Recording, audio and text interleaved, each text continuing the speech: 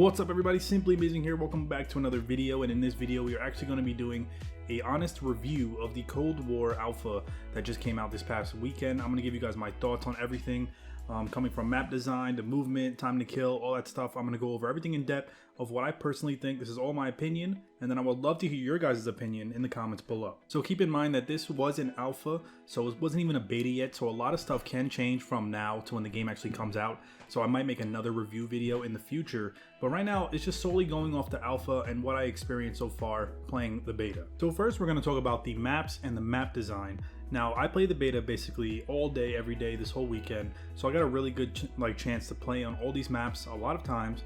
There was only 3 maps. It was Miami, it was Moscow, and Satellite. Now I feel like the map designs in this game so far, based on these 3 maps, I like the map designs way better than Modern Warfare map designs. First of all, there's no doors. It's back to 3-lane maps, which I personally like because I feel like it's simple. There wasn't really that much camping spots, and if there were camping spots, it was easy to counter it and get the guy, kill the guy that's camping. So I actually really loved all these maps. So on the map Satellite, which is like a desert type of map, it kind of gave me like Afghan vibes from Modern Warfare 2, that Afghan map. It kind of reminded me of that map, and I actually really liked it. Now I know a lot of people had problems with snipers on that map, but it was actually easy to counter because it was easy to just flank them or go around and get the snipers. So I feel like it wasn't too bad as far as that, but I actually really enjoyed that map and actually got my highest kill game on that map, which was like 75 kills in hardpoint, and I just really liked it. Moscow was also a decent map, not my favorite, but definitely not the worst. I feel like there was a lot of camping spots in certain areas on that map, but it was easy to predict where people would come from and where people were camping, so it was easy to counter those campers on that map. And then of course you have Miami. Now Miami does look like a nice map if you like going on there for vacation, but it does have its problems. I feel like kind of too dark for me, so it's really like hard to see people from afar depending on where you're looking at. I feel like they should probably make the colors of the map a little bit brighter or brighten it up a little bit. I feel like there wasn't that much problems with really campers as far as those snipers though, but as far as people camping with like machine guns and stuff, it wasn't that big of a problem for me personally. I don't know if you guys experienced something different, but yeah, the only problem with that map is just the snipers. It was really getting on my nerves on that one.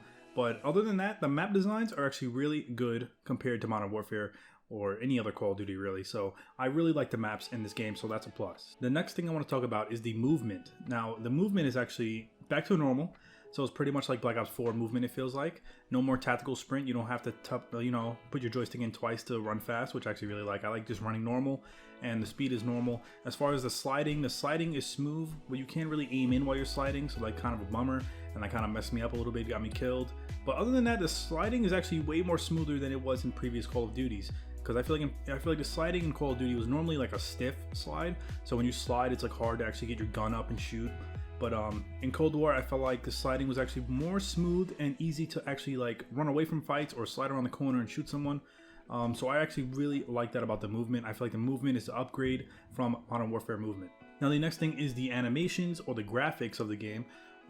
So I know a lot of people had problems with this. They said it looks like a downgrade from Modern Warfare, and it kind of is a downgrade as far as graphic wise, because Modern Warfare looks more realistic. The animations were on point, and yeah, in that aspect it looked a lot better.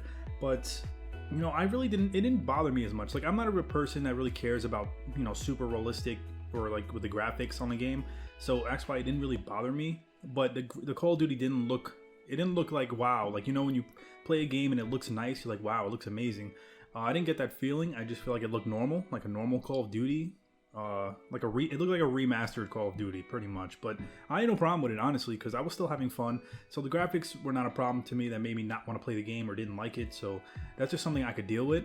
And if you guys are like into that stuff, you don't like it because of the graphics, and that's a personal opinion, but honestly, it's up to you how you feel about that or not. As far as like the health bars above your head, I don't know, a lot of people saying it reminds them of like Infinite Warfare when they had the health bar above their head. I actually kind of like it. I like seeing their health. I like knowing how much damage I did to them, seeing how weak they are.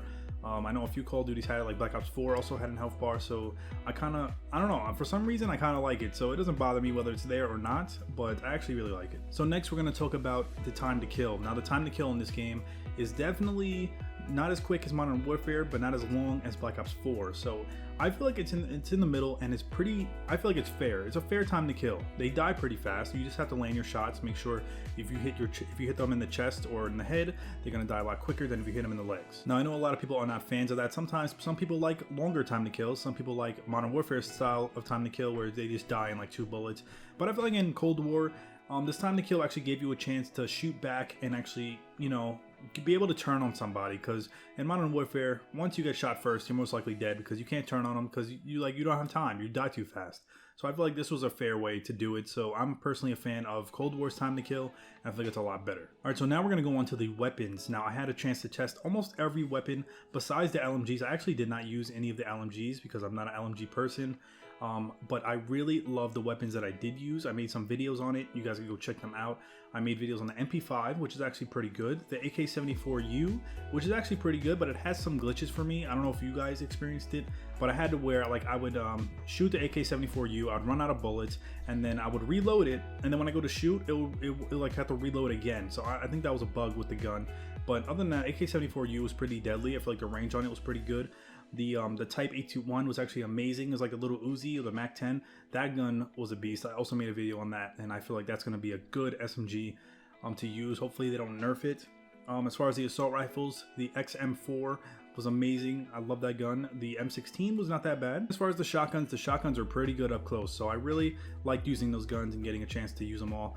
I'll definitely would do more videos on these guns when the game actually comes out, to get more in-depth on the guns. As far as the score streaks, the score streak system I actually kind of like, because now I noticed there's not as much camping now with how it usually is in Call of Duty. Like, yeah, you're gonna get the occasional campers, head glitchers, but it's not like hardcore camping to where they're trying to build up a kill streak, because no one has to worry now, because if they die, they still have their score streak, you know, still there. So I feel like that definitely helped to like stop camping. And I noticed I actually got a lot more chopper gunners this way, because I'm more of a running gun type of player. I don't really like to camp for kill streaks. So the fact that I could die and just come back and continue my kill streak or score streak actually really helped me out, because I got a lot of chopper gunners that way. It does take a while to get it, so it's not like if you're bad at the game, you're most likely not going to get a chopper gunner every game. But yeah, you most likely, if you're a good player, you most likely will, because the more kill streaks you go on, the more points you get per kill, and then it works like that. Now the kill streaks themselves are pretty good. They have the Napalm Strike, which is back. They have the War Machine, which is the grenade launcher. I actually really started loving that kill streak and started using it more. They have the Chopper Gunner, which I had some problems with on certain maps like Moscow. On Moscow, Chopper Gunners are really hard kill streak to use because everyone's in the building, and you basically be lucky if you get like 2 or more kills with that on that map. I feel like the Chopper Gunner would be better if you could actually control where the chopper's flying, like Modern Warfare 2, and you can actually move the Chopper Gunner around. But yeah, you can't really do that. You just have to go with it as it flies around, and sometimes it'll fly around to an angle where you can't get nobody, and it's like waste a lot of time on a kill streak. But hopefully, I don't know if they can make adjustments to that, but hopefully they do. On Miami and on Satellite, the Chopper Gunner worked out great because everyone's in the open, it's outside. But yeah, for Moscow, it didn't work. But yeah, overall, based on this alpha, I feel like it's definitely not going to go down as one of the best Call of Duties in history, but it's definitely not one of the worst Call of Duties in history. I feel like Modern Warfare is kind of one of the worst ones in history, because there's so much problems with that game. I feel like Warzone definitely saved Modern Warfare. Otherwise, that game would have been totally dead. But I think Cold War has potential. And the developers took a lot of feedback from the alpha, and they're going to take a lot of feedback from the beta, so it's only right that changes are going to come eventually and make the game better over time. But as always, when they do make changes, or when they do beta or the actual game, I will be making another review video, so you guys can come back and check that out. If you guys enjoyed this review and this helped you out in some sort of way, hit that thumbs up. Make sure you guys subscribe for more Call of Duty content, and make sure I'll see you guys in my next video. Thank you for watching. I'm Simply Amazing. Enjoy your day. Peace.